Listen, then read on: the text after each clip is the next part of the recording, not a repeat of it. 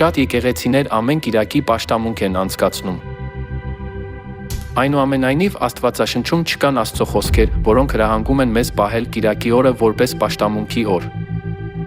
Նույնիսկ Հռոմի կաթոլիկ եկեղեցին, որը պահում է կիրակնօրյա պաշտամունքը, ընդունում է այս փաստը։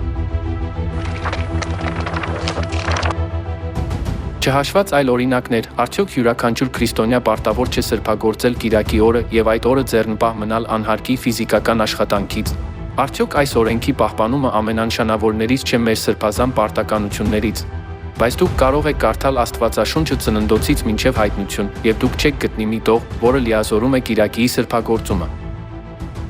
Սուրբ Գիրքը պարտադրում է շաբաթ օրվա կրոնական պահպանումը, մի օր, որը մենք երբեք չենք սրբագործում։ Ես կարդացել եմ Աստվածաշունչը ծննդոց գրքի առաջին հատվածից մինչև հայտնության վերջին հատվածը եւ ոչ մի հիշատակում չեմ գտել կիրակի օրը սրբագործելու պարտականության մասին։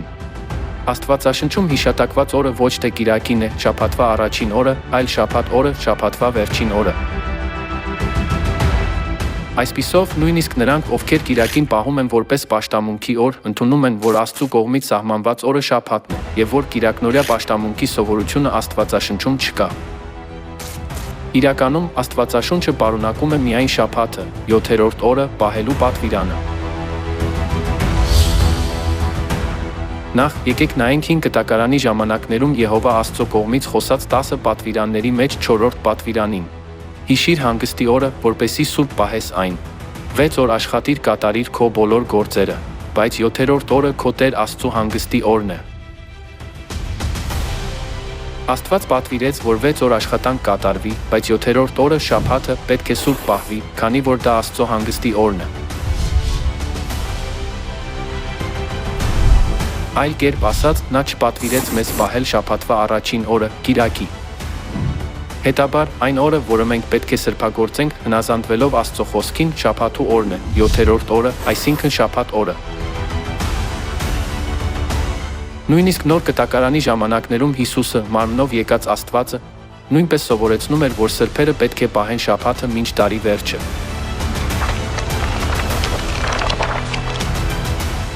Աղոթեք, որ ձեր փախուստը ձմռանը չլինի, ոչ էլ շաբաթ օրը, որովհետև այդ ժամանակ այնպիսի մեծ նեղություն կլինի, որպիսին աշխարհի սկզբից մինչ հիմա չի եղել, ոչ էլ երբեք կլինի։ Հիսուսն ասաց, որ աղոթենք, որպեսզի նեղության վերջին օրը չընկնի շաբաթը։ Սա նշանակում է, որ սրբերը պետք է շաբաթը սուրբ պահեն մինչ աշխարհի վերջը։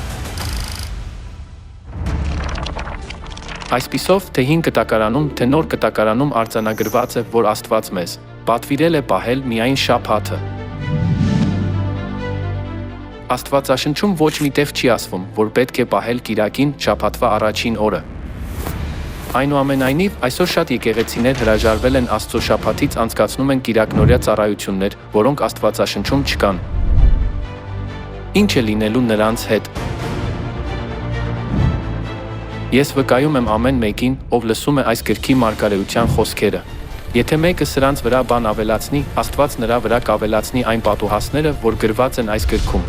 Եվ եթե մեկն այս գրքի մարգարեության խոսքերից բան պակասեցնի, Աստված նրա բաժինը կպակասեցնի կենաց ծառից, սուրբ քաղաքից այս գրքում գրվածներից։ Եթե Աստվածաշնչում գրված Աստծո խոսքին որևէ այլ բան ավելացնենք, ապա պատուհասներ կստանանք։ Բացի այդ, եթե Աստծո խոսքից խլենք, մենք չենք կարող մտնել կյանքի ծառը սուրբ քաղաքը, որը երկնքի հավիտենական արքայությունն է։ Ըստ Աստվածաշնչի խոսքերի, այդպիսի մարդիկ չեն մտնի երկնքի արքայությունը, այլ պատուհասներ կստանան։ Հետաբար, եկեք հիշենք, որ չպետք է ավելացնել կամ խլել Աստծո խոսքերը։